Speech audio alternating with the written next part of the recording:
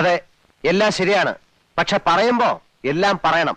അന്ന് അമ്മ ഇറങ്ങിപ്പോയതിന്റെ അന്ന് തൊട്ട് നിർത്തിയില്ലേ എല്ലാം. പിന്നെ താൻ കണ്ടിട്ടുണ്ടോ പെണ്ണുങ്ങളുമായിട്ടുള്ള ഇടപാട്? ഈ പറയണ സുഭദ്ര വർണ്ണ വഴിക്ക് എതിരെ പോലും ഞാൻ പോയിട്ടുണ്ടോ?